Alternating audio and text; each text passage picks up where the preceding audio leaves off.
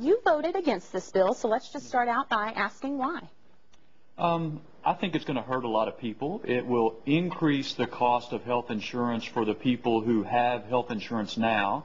It cuts about $400 billion out of Medicare, and that's going to affect folks on Medicare.